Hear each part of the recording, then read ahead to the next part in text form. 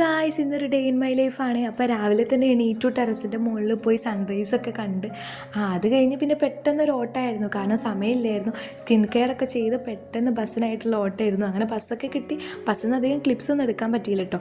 അങ്ങനെ കോട്ടയത്ത് അവസാനം എത്തി. ഹോസ്റ്റലിൽ നിന്നൊന്നും കഴിക്കാത്തതുകൊണ്ട് തന്നെ നല്ല വിശപ്പുണ്ടായിരുന്നു കേട്ടോ. അപ്പോൾ പിന്നെ ഇഡലിയും സാമ്പാറും ചട്നിയൊക്കെ വാങ്ങിയിട്ട് കഴിച്ചു. അപ്പോൾ നല്ല ടേസ്റ്റ് ഉണ്ടായിരുന്നു. പിന്നെ ഒരു കോഫിയും കൂടെ കുടിച്ചപ്പോൾ മൊത്തത്തിൽ നല്ല എനർജി ആയിട്ടോ. റെയിൽവേ സ്റ്റേഷനിലേക്കൊക്കെ പോയി ടിക്കറ്റൊക്കെ എടുത്ത് ഇനി കോട്ടയം ടു ഫറോക്കാട്ടോ ഇറങ്ങുന്നത്. അപ്പോൾ അത് വരെ ഇനി ഒരു നീണ്ട ജേണിയാണ്, ഒറ്റയ്ക്കാണ്.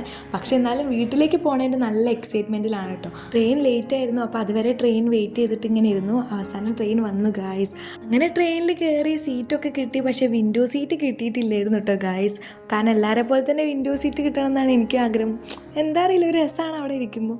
അങ്ങനെ പുറത്തുള്ള കാഴ്ചകളൊക്കെ ഇങ്ങനെ കണ്ടിരിക്കുകയായിരുന്നു. ഇനിയിപ്പോൾ അതേ ഉള്ളൂ, കാരണം വൈകുന്നേരം ആവും എത്താൻ. അപ്പോൾ അതുവരെ ഇങ്ങനെ ട്രെയിനിൽ തന്നെയാണല്ലോ.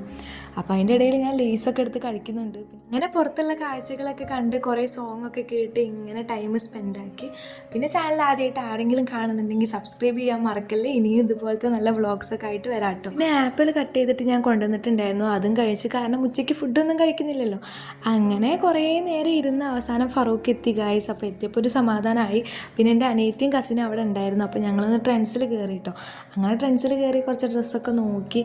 അത് കഴിഞ്ഞതിന് ശേഷം എനിക്ക് നല്ല വിശക്കുന്നുണ്ടായിരുന്നു. അപ്പോൾ ഞാൻ വിചാരിച്ചു എന്തെങ്കിലുമൊക്കെ കഴിക്കാമെന്ന്. അങ്ങനെ ഞങ്ങൾ മൂന്നാളൊരു സ്ട്രോബെറി ജ്യൂസും പഫ്സൊക്കെ കഴിച്ചു. അങ്ങനെ അതൊക്കെ കഴിച്ച് പിന്നെ ഈ വീഡിയോ നിങ്ങൾ ആരെങ്കിലും ലൈക്ക് ചെയ്യാതെ കാണുന്നുണ്ടെങ്കിൽ ലൈക്കും കൂടെ ചെയ്യണം കേട്ടോ. പിന്നെ ഞങ്ങൾ വീട്ടിലേക്ക് പോകാമെന്ന് കരുതി അങ്ങനെ വീട്ടിലേക്ക് പോയിക്കൊണ്ടിരിക്കുകയാണ്. ഫൈനലി അങ്ങനെ വീട്ടിലെത്തിയിട്ടുണ്ട് കേട്ടോ ഗായ്സ്. വീട്ടിലെത്തി റെസ്റ്റ് എടുക്കാനൊന്നും സമയമില്ലായിരുന്നു. പെട്ടെന്ന് തന്നെ വല്യച്ഛൻ്റെ വീട്ടിലേക്ക് പോയിട്ടോ. അപ്പോൾ അവിടെ ഒരു ഫംഗ്ഷൻ ഉണ്ടായിരുന്നു.